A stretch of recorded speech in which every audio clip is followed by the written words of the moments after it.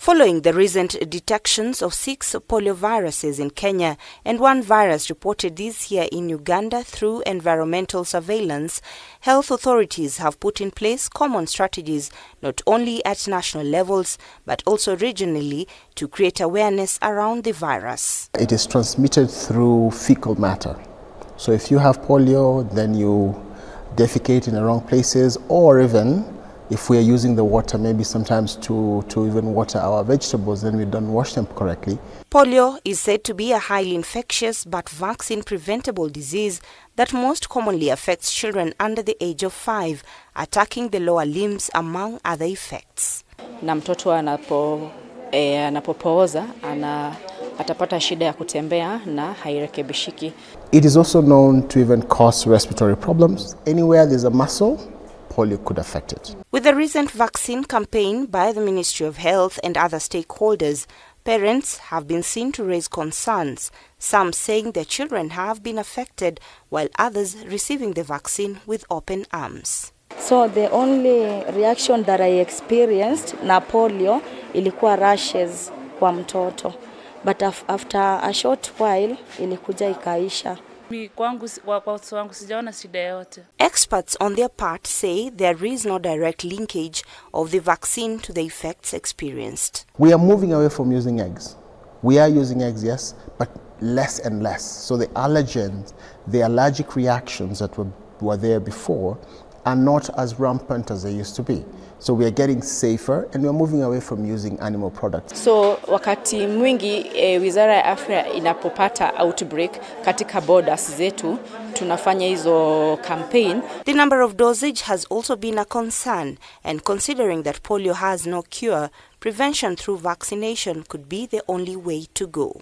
Mtoto anapozaliwa anapata hiyo 0 dose ya polio vaccine. Baada ya hapo, baada ya wiki 6 mtoto atapata oral polio vaccine 1. Baada tena wiki 4 mtoto akikuwa wiki 10 anapata dozi ya pili. Alafu mtoto akikuwa tena miezi 14 weeks, wiki 14 anapata the last dose ya oral polio vaccine. Zinazidi zaidi ya 3 wakati kama kuna mkurupuko ama kuna kisa kimetokea, ila kwa kawaida mtoto atapata chanjo ngapi? 3. When you think you've been exposed, which you don't, how would you know you've been exposed? There's also post-exposure vaccine. So you can take the vaccine post-exposure, and that could also help in some cases. So far, at the Mama Lucy Hospital alone here in Nairobi, they have already vaccinated 7,674 children with an aim of vaccinating all children below 5 years. Na hizi sub-county zingine pia zimechanja wengi tu. Kwa mfano kama Bahati imechanja watoto 10,000. Target yetu ni kwamba tufike kila mtoto kwenye umri huo akuwe amechanjwa polio. 6 years ago, polio had about 350,000 cases worldwide that were active. And a lot of people, especially young kids, were dying from polio. So Lottery made a decision, since disease education is one of our areas of focus, to intervene with other partners that included the UN and other bodies. Stakeholders are also calling for more funding to protect children against polio. We have a drive for what we call Polio Plus funds as Rotary.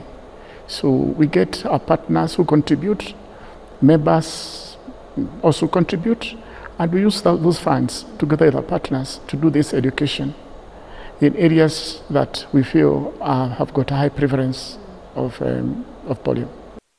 Robbie Omondi, K24.